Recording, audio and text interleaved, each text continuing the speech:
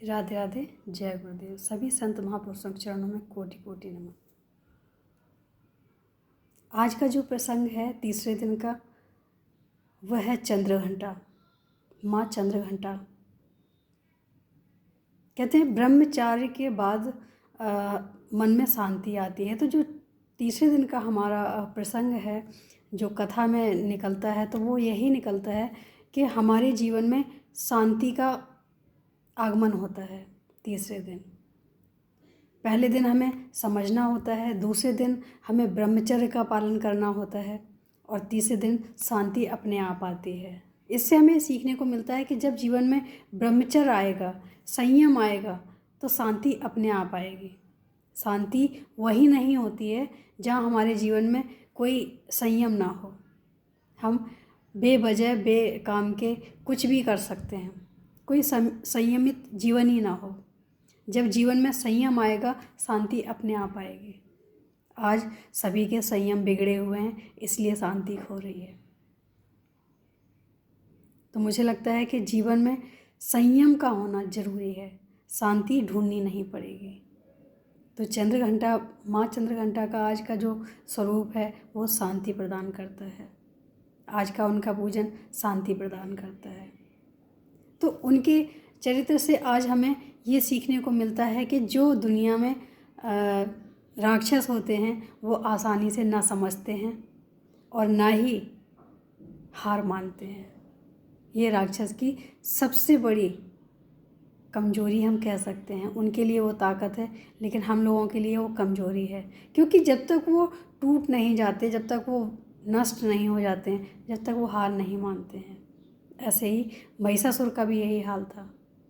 उसने हर संभव प्रयास किया माँ को नीचे गिराने का, मारने का, और छल से, कपट से, हर तरह से माया दिखा के, कभी मायावी रूप हाथी का रखता, तो कभी किसी शेर का रखता, तो कभी किसी गीदड़ का रखता। ऐसे ऐसे रूप बनाए माँ को भ्रमित करने के लिए। लेकिन जो सच्ची शक्ति होती है उसको आप भ्रमित नहीं कर सकते हो।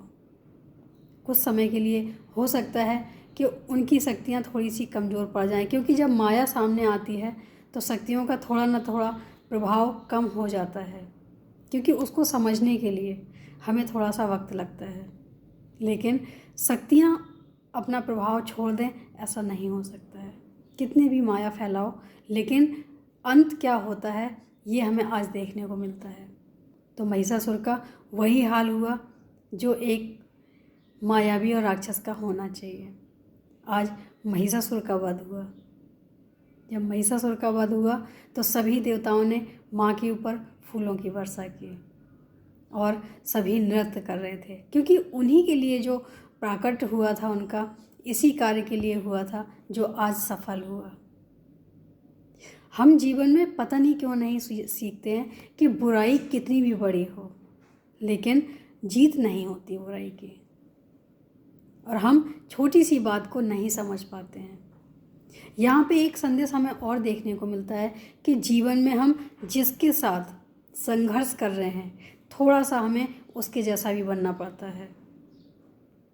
अगर हम किसी छली व्यक्ति से वो छल कर रहा है, तो हम सत्यता के साथ, यहाँ माता ने हमें यही दर्शन करवाया कि राक्षस जो था वो सुरापान करने वाला था।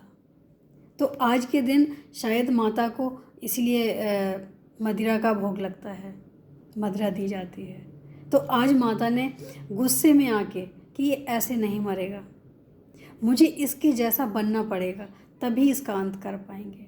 तो आज के दिन, तीसरे दिन, माता ने सुरा का पान किया और बोला, दोस्त तू जितना हंस सकता है, तू जितना चिल्ला सकता है, तू अभी कर ले, इसके बाद तेरा अंत निकट है।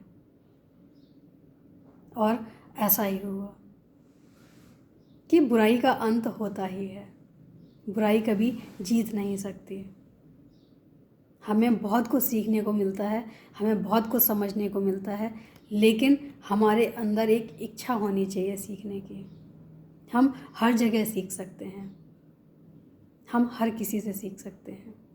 ऐसा ज़रूरी नहीं है कि कोई हमें आके बताए। हम चलते चलते भी कई बारी ऐसे लोगों से भी सीख ले लेते हैं जो कि हमें उम्मीद भी नहीं होती है। तो हम क्यों ना थोड़ी सी अपने जीवन में समझदारी लाएं, और कहीं से भी अगर कुछ अच्छा सीखने को मिलता है तो हम अवश्य सीखें, हमारे जीवन में काम आएगा। बुराई का अंत होता ही है, और बुराई कभी भी जीत नहीं सकती, कितनी भी प्रभावशाली क्यों ना हो, कितनी भी मायावी क्यों ना हो, उसका अंत होता ही है। आज के लिए इतना ही। राधे राधे, जय गुरुदेव।